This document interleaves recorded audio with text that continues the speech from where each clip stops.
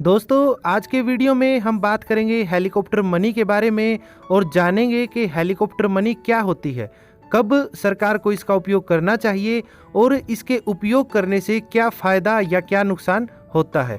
तो चलिए शुरू करते हैं। जय हिंद दोस्तों, मैं प्रवीण शर्मा और आप देख रहे हो सिंपल हिंदी फैक्ट।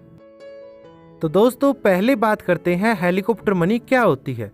देखिए, जब कोई केंद्रीय बैंक नोट छापकर सारा पैसा सरकार को देती है और सरकार इस पैसे को फ्री में जनता के बीच में बांट देती है, तो इस पूरी प्रक्रिया को हेलीकॉप्टर मनी कहा जाता है।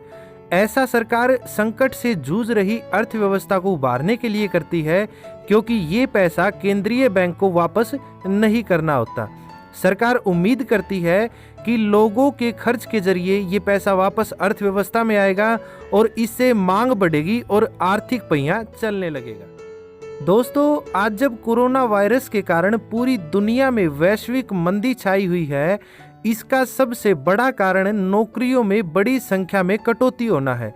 इसके कारण लोगों की क्रय शक्ति कम हुई है, जिसके कारण अर्थव्यवस्था के हर सेक्टर में मांग गिर रही है और परिणाम स्वरूप अर्थव्यवस्थाएं मंदी में फंसती दिख रही हैं। इसी मंदी की अवस्था से अर्थव्यवस्था को निकालने के लिए बहुत से वित्तीय उपाय सरकार द्वारा किए जाते हैं, जिन्हें राजकोषीय और मौद्रिक उपाय कहा जाता है। इन्हीं मौद्रिक उपायों में से एक उपाय है हेलीकॉप्टर मनी, जिसके द्वारा अर्थव्यवस्था को मंदी में फंसने से रोका जाता है। दोस्तों, हेलीकॉप्टर मनी शब्द का पहली बार प्रयोग अर्थशास्त्री मिल्टन फ्रीडमैन ने 1969 में किया था। इसका मतलब होता है रुपए को प्रिंट करना और सीधे जनता को बांट देना, ताकि वो अपनी मूलभूत आवश्यकताओं को पूरा कर सकें।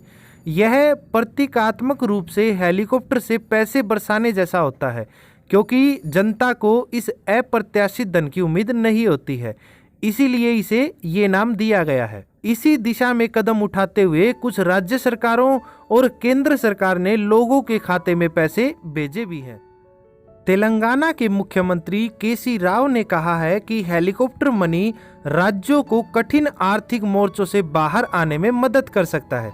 उन्होंने कहा कि रिजर्व बैंक मौद्रिक नीति के रास्ते देश की जीडीपी का कम से कम 5% हिस्सा खर्च करे, ताकि लोगों के हाथ में क्रय शक्ति बनी रहे। दोस्तों, आपको बता दें कि भारत की जीडीपी करीब 3 लाख करोड़ डॉलर की है। इसका 5% 15,000 करोड़ डॉलर यानी 11 लाख करोड़ रुपए होता है। दोस्तों, उत्तर प्रदेश सरकार ने 10 अप्रैल को 4,81,755 दिहाड़ी मजदूरों के बैंक खाते में प्रत्येक को 1,000 रुपये ट्रांसफर किए, जिसमें स्ट्रीट वेंडर और रिक्शा वाले शामिल हैं। इसी प्रकार 5,000 रुपये की वित्तीय सहायता दिल्ली सरकार ने प्रत्येक ऑटो चालक, टैक्सी चालक और रिक्शा चालक को दिए हैं। उज्ज्वला योजना के लगभग 8 करोड़ लाभार्थियों को 3 महीने के लिए रसोई गैस सिलेंडर खरीदने के लिए उनके बैंक खाते में 5,000 करोड़ रुपए भेजे हैं। दोस्तों, ये उदाहरण बताते हैं हेलीकॉप्टर मनी से सरकार ने किस तरह से लोगों के ऊपर धन की वर्षा की है।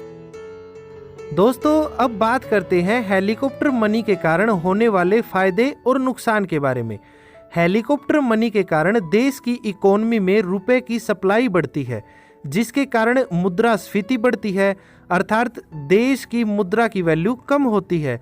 यदि सरकार कोविड-19 से निपटने के लिए अर्थव्यवस्था में करीब 11 लाख करोड़ रुपए बांट देती है, तो एक बहुत बड़ी मात्रा में बाजार में मुद्रा की सप्लाई हो जाएगी, जो कि आगे उन्हीं गरीबों के लिए संकट पैदा करेगी जिनके लिए आज यह पैसा बाजार में उतारा जा रहा है। दोस्तों, अतीत में जब भी कभी हेलीकॉप्टर मनी के विकल्प का सहारा लिया गया था, तो इसके बेहद खराब नतीजे सामने आए थे। हेलीकॉप्टर मनी का जिक्र करते हुए सबसे पहली तस्वीर जिम्बाब्वे और वेनेजुएला की आती है, जहां इस कदर बेहिसाब से नोट छापे गए थे कि उनकी कीमत कौड़ियों के बराबर भी नहीं रही थी। इसीलिए हेलीकॉप्टर मनी को एक प्रकार से दोधारी तलवार कहा जाता है और सरकार को इसका इस्तेमाल बड़े ध्यान से करना चाहिए। तो दोस्तों, ये थी हेलीकॉप्टर मनी से जुड़ी हुई कुछ बातें। उम्मीद है वीडियो आपको पसंद आई होगी। बने रहें हमारे साथ ऐसी ही रोचक जानकारियों के लिए। जय हिंद, जय भारत।